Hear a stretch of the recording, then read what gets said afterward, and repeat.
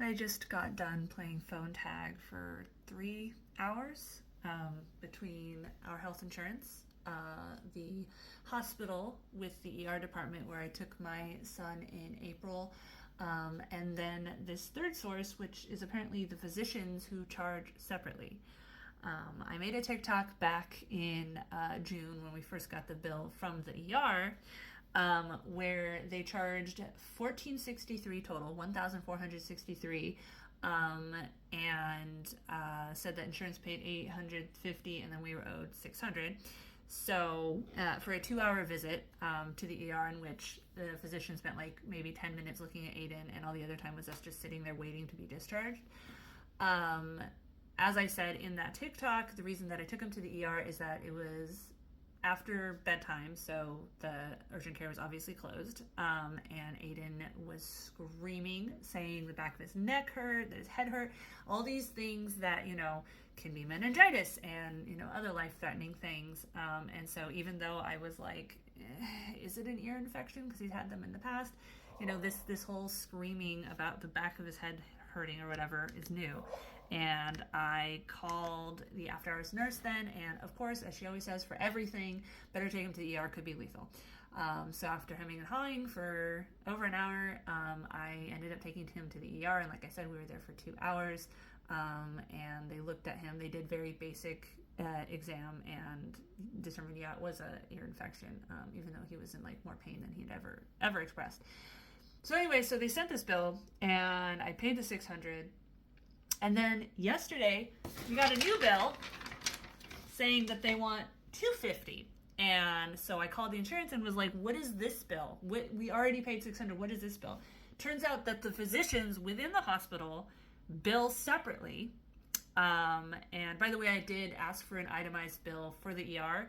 And all they sent me was $3 for amoxicillin, $6 for ibuprofen, and $1,454 for HCER visit level 3. More on that in a second. But yeah, this amount is wrong from the physician. They were only supposed to charge us $50. I don't know what it was. They said that the insurance refused to pay, but the insurance said that they overcharged or whatever. So after talking with the insurance agent for a long time, they're going to send over the explanation of benefits and try to get that adjusted. Back to the actual, the bigger bill that I already paid $600 on. After talking to multiple people, apparently the $1,454 charge is for the physical ER room. Just the room itself is $1,400. And what's awesome, first of all, they charged it wrong. They said $600 deductible. There's not supposed to be a deductible for either an ER or a non-ER visit. There's only supposed to be a copay.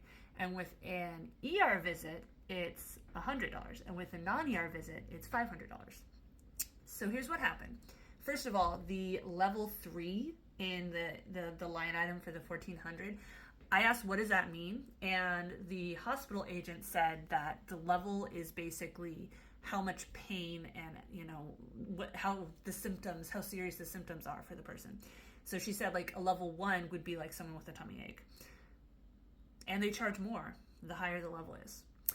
So because my child was screaming in pain, we got a larger charge than if he had come in with a tummy ache.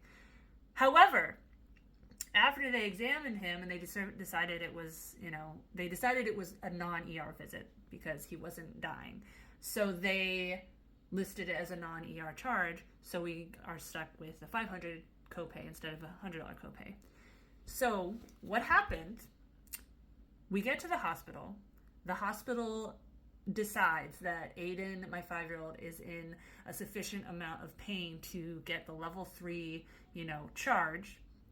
But then the doctors looked at him, decided he wasn't dying, so we got charged the non-ER price, even though we were at the ER. So literally, the best time to go to the ER is when you have mild symptoms and it turns out you're dying. If you go to the ER with serious symptoms and it turns out you're not dying, you pay more. You pay significantly more than if you have mild symptoms and you are dying. But the US is the best country